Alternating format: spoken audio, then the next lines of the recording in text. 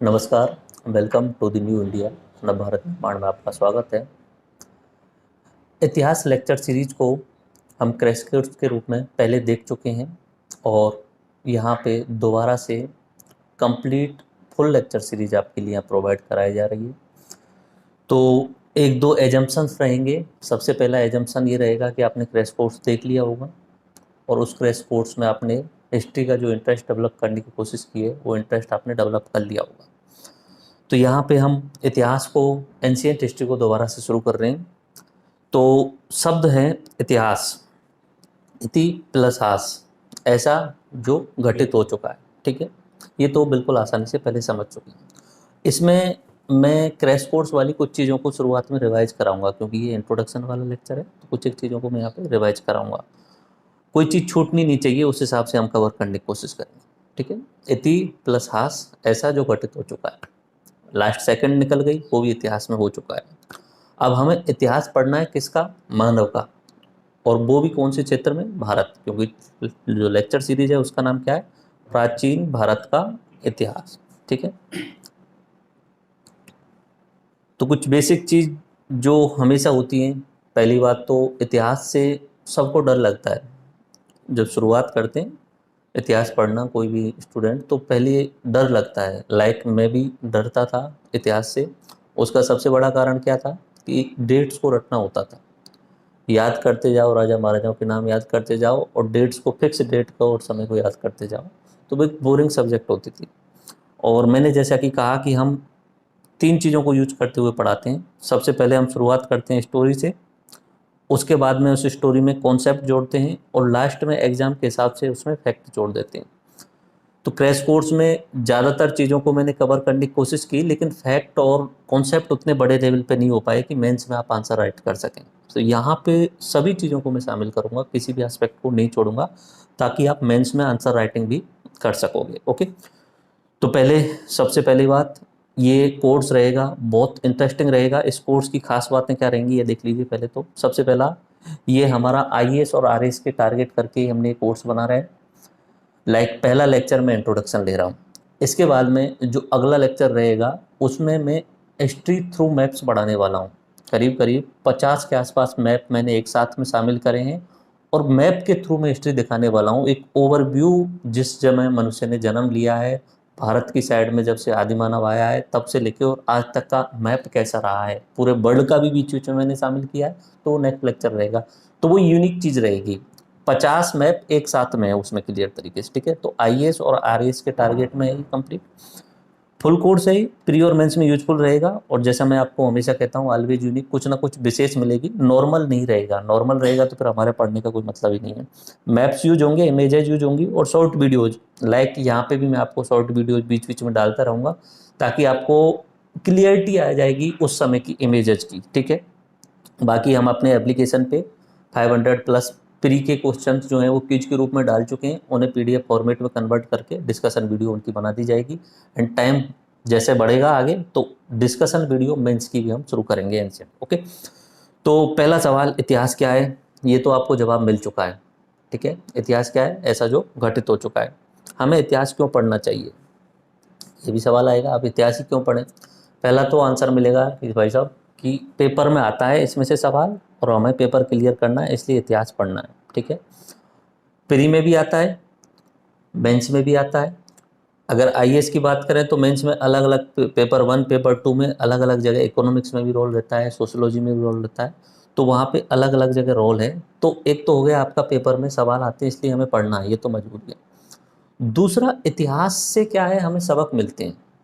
इतिहास में क्या घटित हुआ, क्या पॉजिटिव हुआ और क्या नेगेटिव हुआ, उससे हमें सबक मिलेगा। और उस सबक को हमें सीखना है कि आगे आने वाले समय पे हमें ऐसा नहीं करना चाहिए। एक सबक जैसे मिलता है जो इतिहास बताता है कि अशोक सम्राट ने बौद्ध धर्म को अपना लिया और बौद्ध धर्म अपनाने के बाद राज्य के लिए उन्होंने अहिंसा की नीति अपना ली या शांति प्रियता की नीति अपना ली। लेकिन वो शांति प्रियता की नीति जो होती है वो राज्य के लिए जो है वो एक तरीके से कंफर्टेबल नहीं है। आपको राज्य चलाना है तो आपको सब तरीके की नीतियों का पालन करना होता है। साम दाम दंड भेद सब कुछ होना चाहिए। उस तरीके के इतिहास में आप जब महापद्म नंद या अपना चाणक्य की कहानी सुनेंगे, अलेक्जेंडर की कहानी सुनेंगे, मराठा साम्राज्य की कहानी सुनेंगे, मुगलों का भारत में आगमन की कहानी सुनेंगे, तो वहाँ पे कहीं ना कहीं अंग्रेजों का भारत में प्लासी का युद्ध जीतना और वो सब कहानियाँ सुनेंगे, तब आपको लगेगा कि हमारे लोगों ने ही बहुत सारी गलतियाँ की, जिसके कारण हम पे बीच बीच के समय में विदेशी लोग जो लोग हैं वो आए और हम पे शासन करके चले गए।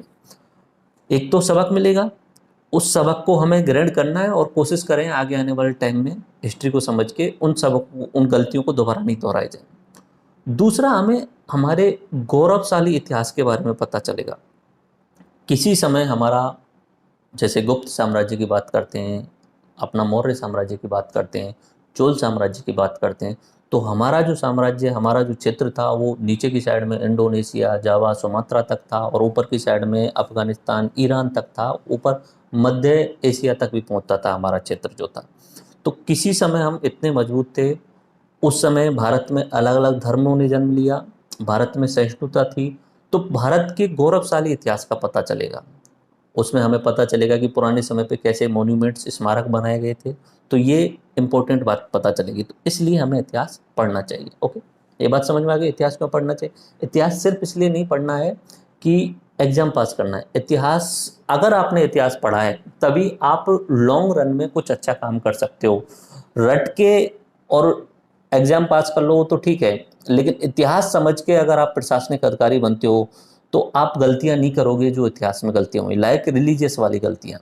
रिलीजियस वाली, कुछ एक लोग जैसे हो सकता है कि कट्टर रिलीजियस फॉलो करते हैं, तो इतिहास में उन चीज़ों पे सबक मिले हुए हैं कि उस समय जो है किसी राजा ने कट्टरता को अपनाया, तो उसके कुछ समय बाद में वो राजा राज्य समाप्त हो चुका। लाइक औरंगजेब ने कट्टरता को अपनाया तो मुगल साम्राज्य उसके बाद में डिक्लाइन हो गया। जो भी कट्टरता को अपनाता है उसके बाद में रिवोल्ट होता है और फिर वहाँ से फिर डिक्लाइन होना शुरू हो जाता है। तो ये इतिहास में सबक मिलते हैं।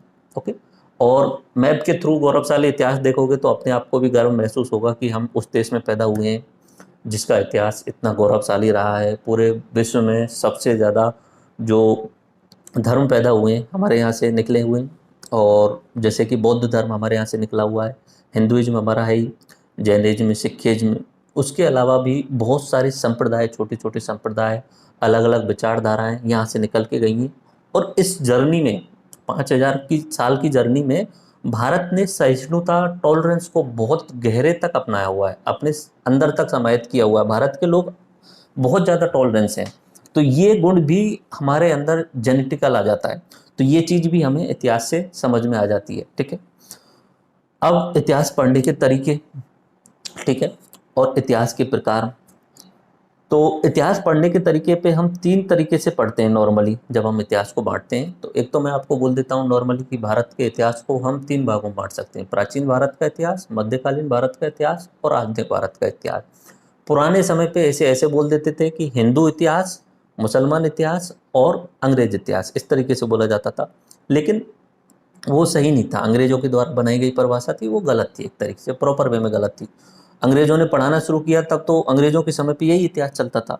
लेकिन फिर बाद में जैसे यूरोप में इतिहास का लेखन किया गया, ऐसे ही भारत में लेखन किया गया इतिहास का, कि भाई इसे धर्म के आधार पर नहीं बांटा जाए, क्योंकि भारत एक छोटा सा देश नहीं है, भारत बहुत बड़ा देश है। ठीक है, इसमें बहुत ज़्यादा विविधता है, जोग्राफिकल विविधता है, सांस्कृतिक विविधता है, खान पान की विविधता है, रहन सहन की, सब चीज़ की विविधता है। तो एक ही तरीके से कैसे देख सकते हो? मतलब मुगल साम्राज्य जब रहा होगा, मान लीजिए कि अकबर का शासन है, अकबर तो चलो सेकुलर हो गया था, अकबर के अलावा औरंगजेब का शासन, वो मुसलमान है। तो उस समय क्या हिंदू नहीं थे? तो हिंदुओं का इतिहास कहाँ गया उस समय के हिंदुओं का? इसलिए उस तरीके को हटा देते हैं कि हिंदू मुसलमान वाला जो इतिहास है वो प्रॉपर गलत है। फिर जो यूरोपीय लोग बनाते हैं, लाइक लेखन के आधार पे इतिहास को बांटते हैं। लेखन के आधार पे कैसे होता है? एक होता है कि जब ना तो लिखना आता है ना पढ़ना आता है, उसे बोल देते हैं प्राक ऐतिहासिक काल, प्री हिस्टोरिक पीरियड। जब मनुष्य गुफाओं में रहता है और कंदमूल फल खाता है, जानवरों का शिकार करता है, उसके अलावा लिखना और पढ़ना उसे बिल्कुल भी नहीं आता है। ठीक है, पाषाण युग भी उसे बोला जाता है। तो उसे हम प्राक ऐतिहासिक काल बोलते हैं। प्राक प्लस ऐतिहासिक, प्री प्लस हिस्टोरिक। ठीक है, उसके बाद एक समय ऐसा आता है जब मनुष्य लिख तो चुका है लेकिन हम उसे पढ़ नहीं पाते हैं, क्योंकि उनकी जो लिपि थी वो हमारी समझ में नहीं आई है। कोशिश कर रहे हैं आने वाले समय पे हम समझ पाएँ, लेकिन वो लिपि समझ में नहीं आई है, तो उसे हम बोल देते हैं आद्य ऐतिहासिक, प्रोटो हिस्ट्री, ठीक है? यानी शुरुआत हो चुकी है लिखने की, लेकिन हम उसे समझ नहीं पाए।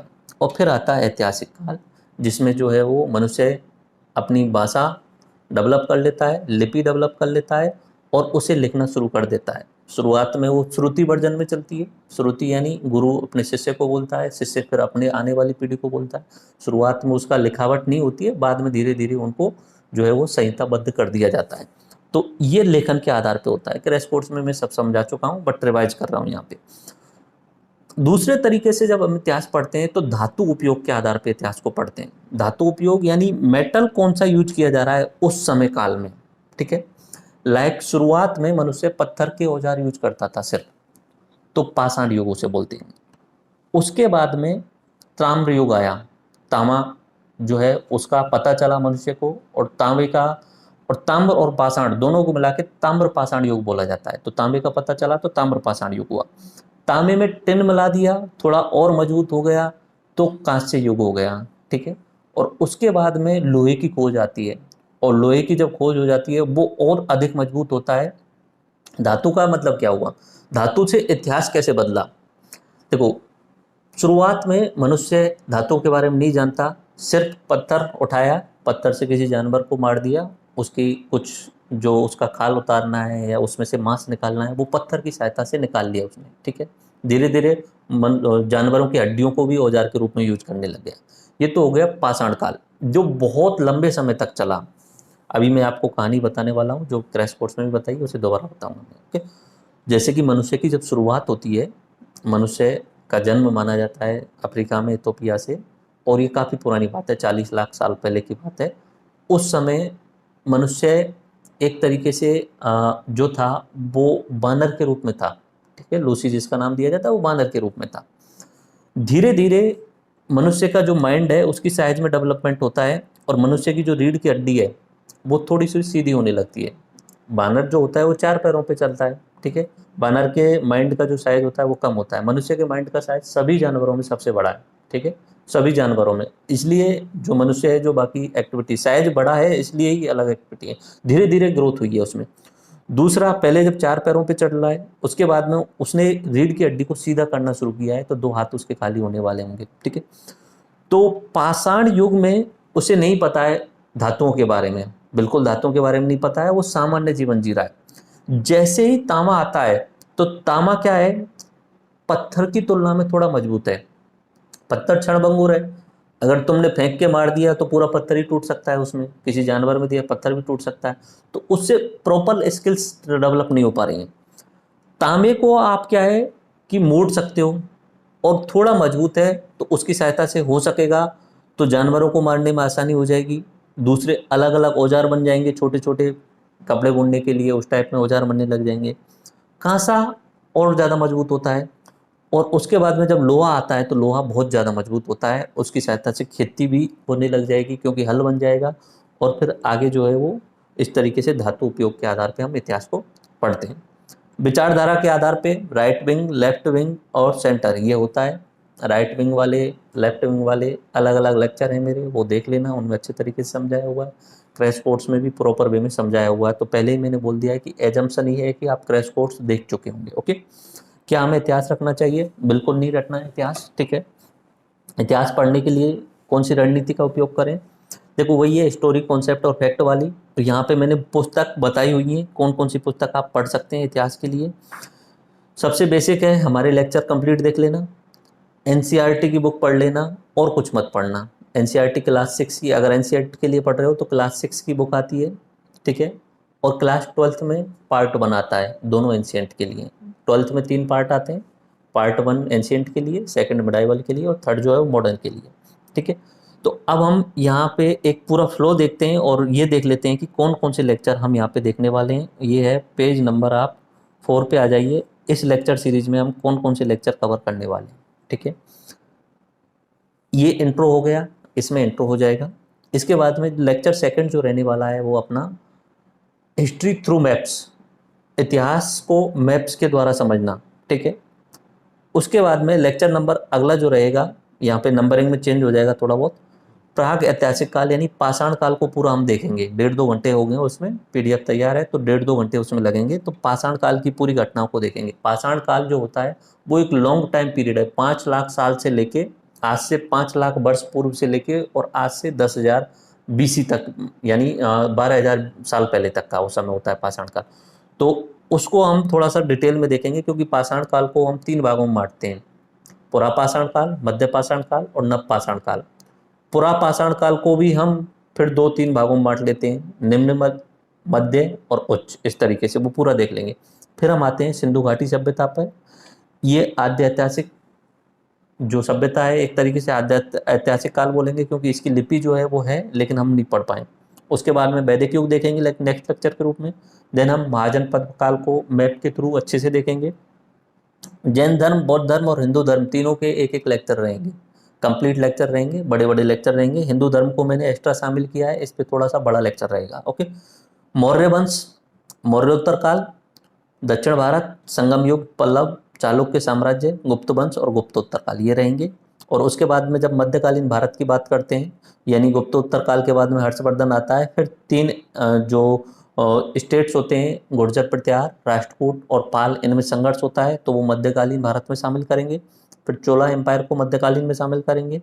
फिर उसके बाद में कन्फ्लिक्ट का एज चलती है, अलग अलग राज्य आपस में लड़ते रहते हैं। उसके बाद में दिल्ली सल्तनत आती है। फिर विजयनगर और बहमनी साम्राज्य साउथ वाले वो देखेंगे, मुगल एम्पायर देखेंगे, Maratha empire and regional state और रिलीजियस मूवमेंट, ये जो है वो मध्यकालीन भारत में रहेगा। तो अपना प्राचीन काल भारत वाले में करीब करीब 15 टॉपिक रहने वाले हैं। ठीक है, सभी लेक्चर 1-1.5 घंटे 2 घंटे के आसपास में रहेंगे, वो आप कंप्लीट देखना है।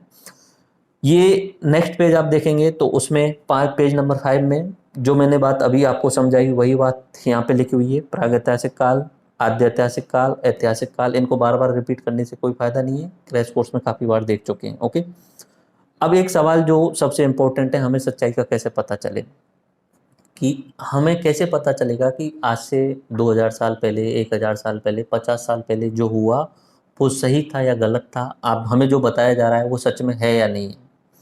देखो, इतिहास एक ऐसी सब्जेक्ट है जिसके बारे में मैं हमेशा कहता हूँ कि आप कभी भी किसी से लड़ाई मत करो इतिहास के बारे में। ठीक है, इतिहास, क्योंकि हमारा जो भारत का इतिहास है ना, आज से 200 और 300 साल पहले तो कोई इतिहास था ही नहीं। हम लोगों को ही नहीं पता था कि हमारे समय पे कोई अशोक साम्राज्य रहा, अशोक नाम का कोई सम्राट रहा था।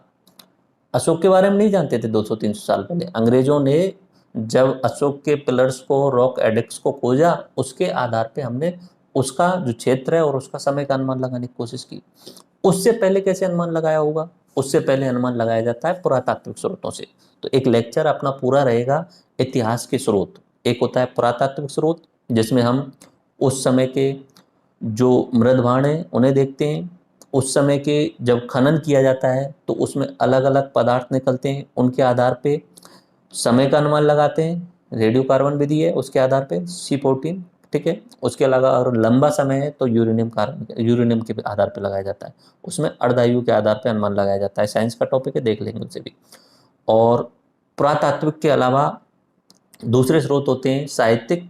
साहित्यिक में एक होते हैं धर्म वाले, जिसमें हिंदू, जैन, बुद्ध के धर्म के साहित्य, और एक होते हैं गैर धार्मिक, जो नॉन रिलीजियस होते हैं, लाइक अपना चाणक्य के द्वारा लिखा गया अर्थशास्त्र है। ठीक है, जिसमें राजनीति के बारे में बात की गई है। और कुछ विदेशी यात्री आए भारत में, उन विदेशी यात्रियों ने चीन से आए, अरब से आए, और उसके अलावा अफ्रीका वाले क्षेत्र से, यूनान से भी आए। तो उन्होंने भी अपनी किताबें लिखी। उन किताबों के आधार पे भी हम इतिहास को जानने की कोशिश करते हैं। वो एक पूरा लेक्चर रहेगा। चलो, एक कहानी पूरी हम देख लेते हैं। वो कहानी है अपने इतिहास बनने की, जिसे मैं दोबारा से आपके लिए रिपीट कर देता हूं, और इसके आधार पे ये लेक्चर कंप्लीट हो जाएगा। आप पेज नंबर 6 पे आइए। ठीक है, ये कहानी थोड़ा सा आपको इंटरेस्ट जनरेट कर देगी। बस एक कहानी है पूरी, एक तरीके से भारतीय इतिहास की पूरी कहानी, जिससे आपको समझ में आ जाएगा कि किस तरीके से जो इस सिलेबस है हमारा आगे बढ़ेगा, किस तरीके से हमने इस सिलेबस को डिजाइन किया। देखो, पुरानी चीज़ों का जो पता लगाया जाता है पुरातात्विक स्रोतों के आधार पर लगाया जाता है, किताबों के आधार पर लगाया जाता है, विदेशी यात्री आए होंगे उनके आधार पर लगाया जाता है। मैंने अभी थोड़ी देर पहले कहा कि 200-300 साल पहले हमें नहीं पता था कि कोई अशोक नाम का सम्राट रहा होगा। हमें आज से 150 साल पहले नहीं पता था कि सिंधु घाटी सभ्यता नाम की कोई चीज़ थी। ठीक है, बिल्कुल नहीं पता उसके बारे में। वो तो खोज हुई, कार्बन 14 विधि का यूज किया, अनुमान लगाया कि वो समय रहा होगा, और इतिहास को जिस तरीके से बांट रखा है उसमें उन्होंने फिट बैठाने की कोशिश कर ली होगी। इतिहास 100% सच कभी नहीं हो सकता। ये तो आपको भी पता है कि आज के समय पे जब चीज़ें झूठ बोल दी जाती हैं तो आज से 100 साल पुरानी चीज़ों में झूठ क्यों नहीं बोला जा सकता। ठीक है, जो आदमी इतिहास लिख रहा है वो अपनी मन मर्जी से कुछ भी लिख देगा। भाई औरंगजेब के दरबार में कोई कभी अगर औरंगजेब का इतिहास लिख रहा है तो औरंगजेब की बुराई क्यों करेगा? वो औरंगजेब के लिए अच्छा अच्छा ही लिखेगा ना। तो इतिहास लिखने वाले तो कुछ भी लिख सकते हैं, बाकी इतिहासकार होते हैं वो उन सबको मिला के एक मिला जुला इतिहास बनाने की कोशिश करते हैं। तो इतिहास की कहानी शुरू होती है 13.5 अरब वर्ष पूर्व, जब ब्रह्मांड की उत्पत्ति होती है। ये लेक्चर मैं आपको ज्योग्राफी में कंप्लीटली पढ़ा चुका हूँ और उसमें मैंने अच्छे तरीके से बताया है। पेज नंबर 6 पे जब ब्रह्मांड की उत्पत्ति होती है, बिग बैंग सिद्धांत के आधार पर माना जाता है एक छोटा सा कण था जिसमें सब कुछ समाहित था, सारा एनर्जी और सारा मैटर उसी के अंदर था। उसमें विस्फोट हुआ और विस्फोट होने के बाद में ये पूरा ब्रह्मांड जो है वो बिखर के बनना शुरू हुआ। बाद में धीरे धीरे 4.5 अरब वर्ष पूर्व जो है वो पृथ्वी सूर्य से अलग हुई, तो पृथ्वी का निर्माण हुआ। शुरुआत में आग का गोला थी, फिर धीरे धीरे बादलों का निर्माण हुआ, ठंडी होने लगी। ये पूरी कहानी सुना दी।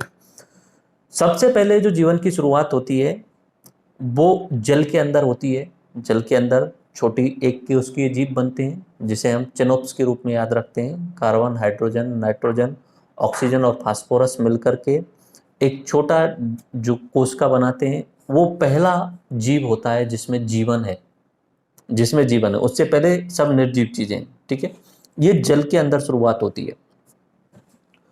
वहां से धीरे धीरे एक इतिहास का ये भी ध्यान रखना है आपको, वर्ल्ड जब हिस्ट्री देखते हैं तो 13.5 अरब वर्ष हो गए। 13.5 अरब वर्ष में 4.5 अरब वर्ष पहले पृथ्वी आई, उसमें भी 40 लाख वर्ष तक मनुष्य नहीं था। ठीक है, 40 लाख वर्ष पूर्व मनुष्य बना है। अब मनुष्य बना कैसे?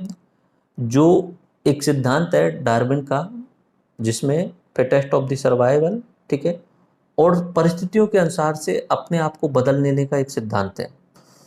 तो जैसी जैसी परिस्थितियां आई, अलग अलग जानवरों ने अलग अलग रूप जो है वो चेंज करना शुरू कर दिया।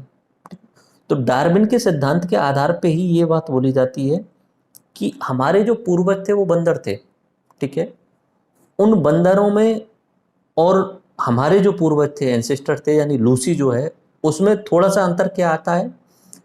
एक तो ये खड़े होने की कोशिश करते हैं, शुरुआत में प्रॉपर वे में खड़े नहीं हो पाते, कोशिश करते हैं खड़े होने की। ठीक है, मोर अंतर क्या आता है? ये औजारों को शुरू कर लेते हैं, औजार बनाना शुरू कर लेते हैं और हाथों को फ्री करने की कोशिश करते हैं। ये अंतर आता है बाकी जानवरों में और जो मनुष्य है। तो पहली बार जो मनुष्य बनता है वो 40 लाख वर्ष पूर्व अफ्रीका में बनता है। फिर धीरे धीरे मनुष्य पूरे विश्व में फैलता है, अफ्रीका से निकल के अपने भारत वाले क्षेत्र में आता है, यूरोप वाले क्षेत्र में जाता है, चाइना की साइड तक जाता है। और जब इतिहास चलता है तो बीच में हिमयुग और गर्म युग आता है, warm age and cold age आती रहती है। कोल्ड एज में क्या होता है कि पूरा का पूरा जो समुद्र है वो जम जाता है, तो बीच बीच में समुद्र को पार करके मनुष्य अमेरिका, ऑस्ट्रेलिया तक भी पहुंच चुका था। ठीक है, तो आदि मानव का पूरे विश्व में विस्तार होता है। शुरुआत में असभ्य होता है, कोई सभ्यता नहीं आती है उसे। तो उस समय के इतिहास को 5000 साल से लेके और करीब करीब 3000 बीसी तक के, बीसी और एडी क्रैश कोर्स में बता चुका हूँ, बार बार समझाने की जरूरत नहीं है। बीसी का मतलब हुआ बिफोर क्राइस्ट और एडी का मतलब एना डोमिनी यानी ईस्वी, आफ्टर क्राइस्ट। ठीक है, वो मैं क्लियर समझा चुका हूँ, बार बार समझाऊंगा तो बहुत ज़्यादा हो जाएगा उसे। शुरुआत में असभ्य था, तो उस असभ्य काल को हमने 3 भागों में बांटा है, वो याद रखना होगा। जब वो पत्थर के औजार यूज कर रहा है, पत्थर के औजार और पत्थर के हथियार यूज कर रहा है, उस काल को हमने 3 भागों में बांट लिया। ये समय थोड़ा सा आप देखना चाहें तो जो पाषाण काल है ना, पाषाण काल 5 लाख से हम शुरू करते हैं, 5 लाख बीसी से शुरू करते हैं हम, 5 लाख बीसी से शुरू करते हुए और उसे हम करीब करीब 3000 BC तक लेके आ जाते हैं, ठीक है। 5 लाख BC से और 3000 BC कुल मिला के 4,97,000 साल की ये पूरी कहानी है। उसे हम 3 भागों में बांट लेते हैं, पुरापाषाण काल, मध्य पाषाण काल और नव पाषाण काल, ठीक है। अब असभ्य है, थोड़ा थोड़ा वो चीज़ों को सीखता है, 2 पैरों पे चलना सीखता है, आग का आविष्कार करता है, पहिए का आविष्कार करता है और खेती की खोज करता है, तो वो सभ्यता की ओर बढ़ जाता है। सभ्यता की ओर जब बढ़ जाता है तो स्थायी निवास करना शुरू कर देता है, पशुपालन, खेती और सभ्यता की शुरुआत कर देता है, जिसमें IBC आती है अपनी, ठीक है। उसके अलावा मेसोपोटामिया की सभ्यता आती है, चीन की सभ्यता आती है, यूनान की सभ्यता आती है, रोम की सभ्यता आती है, ठीक है। अब भारत की अगर बात करें तो सिंधु घाटी सभ्यता के डिक्लाइन के बाद में भारत में वैदिक सभ्यता की शुरुआत होती है। आर्य लोगों का जैसा कॉन्सेप्ट में बताया जाता है उसका खंडन भी करने वाले लोग हैं। देखो इतिहास में जब लेफ्ट विंग, राइट विंग और ये इतिहास देखते हैं, हर व्यक्ति अपने अपने हिसाब से इतिहास बताता है। आर्य वाली जो थ्योरी है उसे आज के समय पे बहुत सारे लोग नकार देते हैं बिल्कुल ही, कि आर्य लोग बाहर से नहीं आए, यहीं के हैं। आर्य इन द सेंस ये होता है कि हमारी जो सवर्ण कास्ट हैं, हायर कास्ट हैं, उन्हें आर्य माना जाता है, ठीक है। तो आर्य लोगों का जो NCERT बताती है या जो पुराने टाइम के लेफ्ट हिस्टोरियन थे उन्होंने उसी तरीके से, या जवाहरलाल नेहरू ने जो कहानी बताई उसके आधार पे भी, तो ये आर्य लोग जो थे, इंडो आर्यन जो लोग हैं, वो मध्य एशिया वाले क्षेत्र से भारत की साइड में आए। अब इसका थोड़ा बहुत अनुमान कैसे मिलते हैं कि तुर्की में वो कोई एक पत्थर मिल जाता है तो उस पर वहाँ पे देवताओं के नाम लिखे हुए हैं, इंद्र वगैरह, वायु वगैरह, तो उससे अनुमान लगाते हैं कि ये इंद्र और ये यहाँ पे हैं और वहाँ पे भी हैं, तो हो सकता है कि यहाँ हो करके वहाँ गए होंगे, इस तरीके से अनुमान लगाया जाता है। तो वैदिक सभ्यता आती है। वैदिक सभ्यता का टाइम पीरियड हम 1500 से 500 BC के आसपास मानते हैं, जिसे हम 2 भागों में बांट लेते हैं, एक होता है ऋग्वैदिक काल और एक होता है उत्तर वैदिक काल। वहीं पे महाकाव्य काल होता है रामायण का और महाभारत वाला, ठीक है। रामायण का और महाभारत वाला ये करीब करीब 800 BC के आसपास में लिखी जाती हैं, ओके। देन महाजनपद काल आता है 600 BC के आसपास में। फिर धीरे धीरे जो ब्राह्मण धर्म के कारण या ब्राह्मण संप्रदाय के कारण जो कुरीतियाँ आ गई थी, उनके खिलाफ में धर्म सुधार आंदोलन होते हैं, जैन धर्म और बौद्ध धर्म के रूप में नए धर्म निकल के आते हैं, ठीक है। अगर साउथ की बात करें तो उस समय संगम काल चल रहा था, और महाजन पद में से एक मगध साम्राज्य जो है वो अपने आप को बड़ा करना शुरू कर देता है, ठीक है। मगध जो क्षेत्र है वो बड़ा होने लग जाता है, और उसके भी अलग अलग कारण है। सबसे बड़ा कारण है वहाँ लोहे की खदानें निकल के आ गई, तो अधिक लोहा हो गया। लोहा होगा तो हथियार होंगे, हथियार होंगे तो जंगलों को काटा जा सकता है। जंगलों को काटे जाने के अलावा वहाँ पे आप जब युद्ध करने जाओगे तो उसके लिए बड़े हथियार हैं, तो दूसरे लोगों पे आक्रमण अच्छे तरीके से कर पाओगे। और वो जो क्षेत्र था वो सुरक्षित क्षेत्र था, पानी, गंगा नदी वहाँ होके जा रही है, पाटलिपुत्र वाले क्षेत्र, तो मगध साम्राज्य का विस्तार होता है। जब अपना मौर्य वंश कंप्लीट हो जाता है, मगध में से ही अलग अलग वंश निकल के आते हैं एक्चुअली में, शिशुनाग वंश, आर्यक वंश, इस तरीके से शुरुआत में, फिर बाद में मौर्य वंश आ जाता है, ठीक है। चंद्रगुप्त मौर्य के द्वारा शुरू होता है, मौर्य वंश आ जाता है। फिर विदेशी शासक भारत पे आक्रमण करना शुरू करते हैं, हिंद, यूनानी, शक, कुषाण, इस तरीके से आते हैं। उसके बाद में बीच के समय पे कोई अता पता नहीं है क्या हुआ क्या नहीं हुआ, 100-150 साल में उत्तर भारत के बारे में कोई जानकारी नहीं मिली, तो डायरेक्ट हम गुप्त साम्राज्य पे आते हैं, जिसे हम स्वर्ण युग कहा जाता है भारत का। गुप्तोत्तर काल आता है जिसमें हर्षवर्धन आता है, दक्षिण के शासक उनको अलग देखते हैं, ठीक है। हर्षवर्धन, गुर्जर प्रतिहार। फिर मध्यकालीन पे आते हैं, फिर आधुनिक पे आते हैं, कांग्रेस का, और फिर 1947 तक ये आ जाते हैं। इन सबको मैं नेक्स्ट जो लेक्चर होगा ना, हिस्ट्री थ्रू मैप्स, उसमें थोड़ा अच्छे तरीके से दिखाऊंगा मैप्स के थ्रू, तब अच्छे तरीके से क्लियर आएंगे। अब डेट्स को देख लो एक बार बस, बाकी चीज़ इंट्रोडक्शन वाली क्लियर हो गई। इंट्रोडक्शन में बस कहने का मतलब ये है कि आप क्रैश कोर्स पहले ज़रूर देख लेना पूरा, उसमें मैंने शुरुआत में 1.5-2 घंटे में बहुत अच्छी चीज़ें समझाई हुई हैं। ये पेज नंबर आप 9 ले लीजिए, उसमें डेट्स लिखी हुई हैं, ठीक है। डेट्स को अच्छे तरीके से देख लेते हैं। पेज नंबर 9 पे आइए। देखो हिस्ट्री को मैंने, जो एंशियंट हिस्ट्री है उसमें 3 भाग बांट दिए, प्रागैतिहासिक, आद्य ऐतिहासिक और ऐतिहासिक। इंग्लिश में बोलेंगे pre history, proto history and history. Pre history जो है वो आपकी 5 लाख BC से लेके और 1000 BC तक चलती है, ठीक है। अब ये इतना बड़ा समय हो गया, ठीक है। अब समय पे थोड़ा ऊपर नीचे हो सकता है, उस पर आपको कंफ्यूजन नहीं रखना है, क्योंकि कोई गारंटी है ही नहीं हुआ क्या था, ठीक है। कोई भी प्रॉपर, आज के समय पे तो क्या है कि हम रिकॉर्ड कर लेते हैं, वीडियो रिकॉर्ड कर लेते हैं, तो प्रॉपर एविडेंस मिल जाते हैं। उस समय के अशोक के पिलर मिले तो पिलर के आधार पर अनुमान लगा लिया कि यहाँ यहाँ रहा होगा। 100% हमें यह भी नहीं पता कि अशोक का ओरिजिनल नाम ही क्या था, ठीक है, नाम क्या था उसका ओरिजिनल, ये भी नहीं पता हमें। कहीं पे प्रियदर्शन लिखा हुआ है, अब हो सकता है वो उपाधि रही हो, ओरिजिनल नाम वो रहा हो। अशोक जो है 2-3 जगह अशोक लिखा हुआ है, उसके अलावा भी कोई और नाम हो सकता है, ठीक है। तो ये डेट्स पे और इस पे ज़्यादा टेंशन नहीं लेनी है। तो प्री हिस्ट्री को हम प्रागैतिहासिक काल को 3 भागों में बांटते हैं। एक होता है पैलियोलिथिक यानी पुरापाषाण। पुरापाषाण को हम कितने से कितने तक चला रहे हैं? 5 लाख से 10,000 BC तक। देखिए मैप में, देखिए पेज नंबर 9 में पुरापाषाण दिख रहा है। पैलियोलिथिक कितने से कितने तक चला रहे हैं? 5 लाख से 10,000 तक, ठीक है। उसके बाद में आता है मीजोलिथिक। मीजोलिथिक को कितने से कितने तक चला रहे हैं? 9,000 से 4,000 तक। और नियोलिथिक, इसको कितने से कितने से? 7,000 से 1,000। अब ये बोल रहे होंगे सर इसमें 4,000 आ गया, 7,000 कैसे आ गया? इस पर कन्फ्यूजन नहीं रखना है। ये जो डिसाइड किया है इन्होंने, पुरापाषाण में क्या होता था कि मोटे मोटे पत्थरों को यूज किया जाता था, ठीक है। मीजोलिथिक में उन पत्थरों को थोड़ा सा तीखा किया जाने लग गया, उन्हें एक तरीके से डिजाइन दे करके, शेप दे करके और अलग अलग यूज किए जाने लग गए।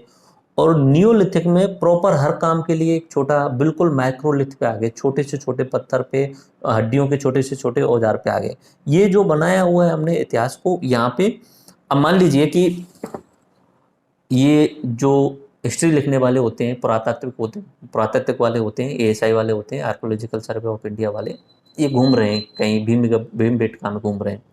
भीमबेटका में घूमते घूमते उन्होंने देखा कि यहाँ पे भीमबेटका की गुफाओं में उन्हें एक चित्र मिल गया।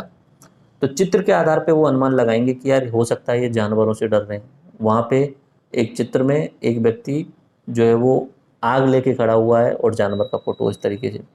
अब वहीं पे उन्हें कुछ औजार मिल गए, कोई पत्थर मिल गए, कोई नुकीले पत्थर मिल गए इस तरीके से।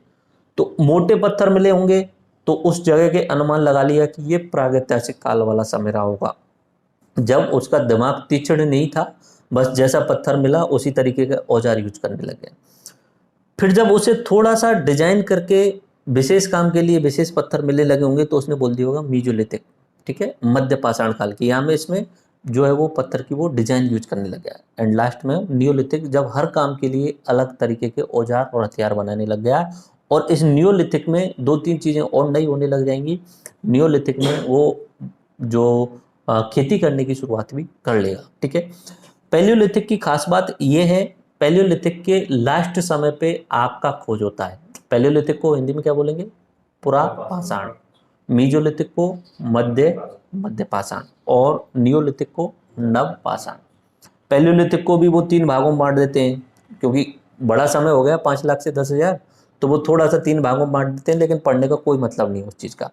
एक बांटते हैं उच्च, एक बांटते हैं मध्य, एक बांटते हैं निम्न, इस तरीके से बांटते हैं, लेकिन उसका कोई महत्व नहीं है, ओके।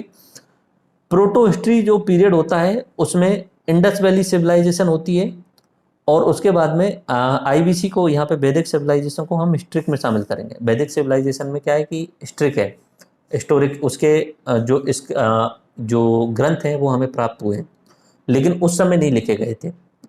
उस समय क्या होता था? श्रुति चलती थी। श्रुति ग्रंथ का मतलब ये होता है कि भगवान ने गुरुओं को बताया कि वास्तविकता सच्चाई क्या है, उन गुरुओं ने उस सच्चाई को अपने शिष्यों के लिए बता दिया। अब शिष्य आगे उसे फॉलो करते जा रहे हैं, कंटिन्यूसली जनरेशन वाली जनरेशन पास होता जा रहा है वो नॉलेज, ठीक है। तो उसे हम जो है वो हिस्टोरिक में शामिल कर लेंगे, प्रोटो में नहीं, हिस्टोरिक में शामिल कर लेंगे। बाकी जो भी वेद हैं, जो भी आरण्यक हैं, जो भी ब्राह्मण ग्रंथ हैं, इन सबको 1000 AD के बाद में लिखा गया है। पुराने ओरिजिनल तो कुछ भी नहीं मिलेगा। शुरुआत में तो श्रुति चलती थी। 1000 AD यानी ये जो वैदिक सिविलाइजेशन है उसके 1,500-2,000 साल बाद में लिखा गया, ठीक है। 1100 AD के आसपास में शुरुआत होती है लिखने की, ठीक है। तो इसे अर्ली, ये आप ये देख लीजिए बस डेट्स क्या रहेंगी। इंडस वैली सिविलाइजेशन की 2500 से लेके हम 1750 BC पढ़ेंगे, या 1900 लिखा हुआ है तो इसे थोड़ा सा चेंज कर लेंगे। और अर्ली ऋग्वेदिक का 1500 से 1000, लेटर यानी उत्तर का 1000 से 500 बीसी।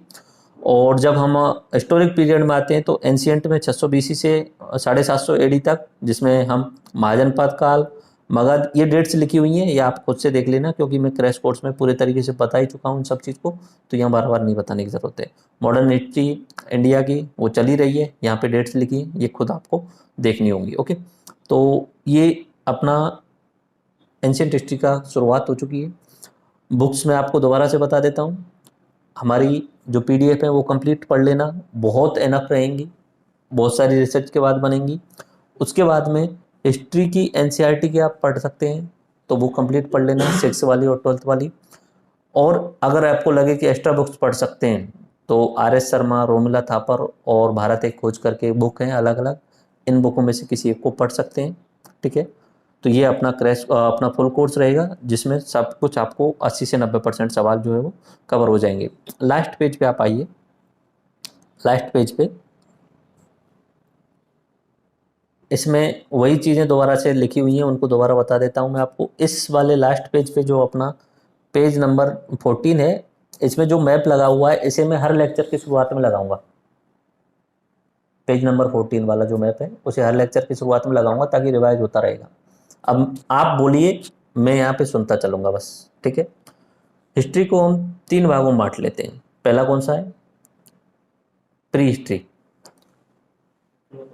प्राग ऐतिहासिक काल। ठीक है, हाँ, उसके बाद में आद्य ऐतिहासिक और उसके बाद में ऐतिहासिक। ठीक है, प्राग ऐतिहासिक को हम स्टोन एज और मेटल एज के आधार पर बांट लेते हैं, यानी पत्थर युग और धातु युग के आधार पर पढ़ लेते हैं। पत्थर युग जो है वो, पाषाण युग जो है वो, हम उसे 3 और भागों में बांटते हैं। उसे 3 भागों में बांटते हैं। पाषाण युग को 5 लाख BC से लेके और 1000 BC के आसपास तक मानते हैं, तो उसे भी 3 भागों में बांटते हैं, पुरा, मध्य और नवपाषाण। 3 पार्ट हो गए। ठीक है, एक पार्ट इधर प्री हिस्ट्री वाला कंप्लीट हो जाता है। फिर प्रोटो हिस्ट्री में आते हैं। प्रोटो हिस्ट्री में हम किसको पढ़ते हैं? IBC को, इंडस वैली सिविलाइजेशन को, जिसका समय हम करीब करीब 2500 से लेके और 1750 BC के आसपास तक रखते हैं। फिर हिस्टोरिक में जब हम आते हैं तो सबसे पहले किसकी शुरुआत होती है? वैदिक सभ्यता की। वैदिक को भी 2 भागों में बांटते हैं। कौन कौन से हुए? अर्ली यानी ऋग्वैदिक, और दूसरा लेटर वैदिक यानी उत्तर, जिसमें बाकी के वेद जो आते हैं, सामवेद, अथर्ववेद, यजुर्वेद जो आते हैं उस समय के काल को। और ये समय कौन सा रहता है लेटर वैदिक का? उत्तर वैदिक का कौन सा रहता है? 1000 BC से लेके और 500 BC के आसपास में। ये थोड़ा सा ये ध्यान रख लेना। ओके, उसके बाद में समय जो आता है वो महाकाव्यों वाला समय आता है, रामायण महाभारत वाला समय आता है। फिर महाजनपद काल आते हैं, यानी टेरिटोरियल एक्सपेंशन होता है, क्षेत्र का विस्तार होने लग जाता है, महाजन बनने लग जाते हैं। ठीक है, महाजनपद, जन और पद, लोगों के पैर, और वो भी बड़े क्षेत्र में। ठीक है, तो 16 महाजनपद आते हैं। तो ये पूरा एक लेक्चर रहेगा। महाजनपद काल के बाद में क्या होता है? जो कुरीतियाँ आ चुकी हैं उनको रिफॉर्म करने के लिए रिलीजियस रिफॉर्म होते हैं, धार्मिक सुधार होते हैं, जिनमें से 2 सबसे बड़े धर्म जो निकल के आते हैं वो जैन धर्म और बौद्ध धर्म। ठीक है, 2 धर्म आते हैं। देन उसके बाद में यहाँ पे मगध साम्राज्य जो है, जो महाजनपद हैं उनमें से मगध वाला जो महाजनपद है वो अपने आप को बड़ा करने लग जाता है। तो मगध के अलग अलग वंश आते हैं, 5 वंश आते हैं। और उन वंशों के बाद में जब लास्ट में अपना पद्मनंद, जो महापद्मनंद है, उसके बाद में चंद्रगुप्त मौर्य जो है वो मौर्य साम्राज्य की स्थापना कर देता है और मौर्य साम्राज्य बड़ा होने लग जाता है, अपने क्षेत्र को विस्तार करने लग जाता है और अशोक तक बहुत बड़ा मौर्य साम्राज्य होता है। ठीक है, उसके बाद में वहाँ पे मौर्य साम्राज्य जैसे डिक्लाइन होता है, उसके बाद में भारत पे बाहर से विदेशी आक्रमण होने शुरू हो जाते हैं, शाकून, कुषाण, ठीक है, यवन, इस तरीके से लोग आने लग जाते हैं। बीच में इतिहास गायब हो जाता है। ये सब जो समझ में आएगा ना, वो मैप से समझ में आपको आएगा, क्योंकि उसमें मैप में कौन सा साम्राज्य कहाँ पे वो सब दिखा हुआ है। ठीक है, साउथ में उस समय संगम युग चल रही है। ये करीब करीब 1 AD के आसपास में, 300 BC से लेके और 200 AD के आसपास तक बीच का समय होता है। फिक्स समय कुछ भी नहीं है। संगम में क्या होता है? संगम साहित्य का निर्माण होता है और उसी के आधार पे हम साउथ का इतिहास बनाने की कोशिश करते हैं। वहाँ के जो साहित्यकार होते हैं वो मिलकर के संगीतियाँ करते हैं और उनका निचोड़ लिखा जाता है संगम साहित्यों के अंतर्गत। ठीक है, तो उस संगम साहित्य के आधार पे ही हम वहाँ का इतिहास बनाने की कोशिश करते हैं जब एडी की शुरुआत हो चुकी है उस समय। और वहाँ पे 3 साम्राज्य माने जाते हैं संगम काल के समय पे, चोल, चेल और पांडे। ये चोल जो है वो 2 पार्ट में आता है एक्चुअली में, एक पुराना चोल रहता है, एक 820 एडी के आसपास में दोबारा से आता है। ठीक है, फिर जब मौर्य साम्राज्य समाप्त हो जाता है तो विदेशी आक्रमण होते हैं, और बीच में गायब होने के बाद में फिर से गुप्त साम्राज्य की शुरुआत होती है। ठीक है, गुप्त साम्राज्य के बाद में फिर से हूण इन्वेजन होते हैं, और उसके बाद में आपको पता ही है जो बाहर से आने के बाद में फिर हर्षवर्धन एक अकेला व्यक्ति आता है जो दोबारा से कोशिश करता है, फिर मध्यकाल शुरू हो जाता है। ठीक है, तो ये वाला मैप जो है वो मैं हर लेक्चर के बाद में आपको कंप्लीट लगाऊंगा। ओके, तो ये इंट्रोडक्शन आपका कंप्लीट हुआ। दोबारा से अपना क्रैश कोर्स पूरा देख लेना है कंप्लीटली। ठीक है, शुरुआत का 1 घंटा तो कम से कम उसमें देख ही लेना है। ओके, और अब हम जो नेक्स्ट पार्ट लेने वाले हैं वो हिस्ट्री थ्रू मैप्स देने वाले हैं। ठीक है, वो शुरू करते हैं।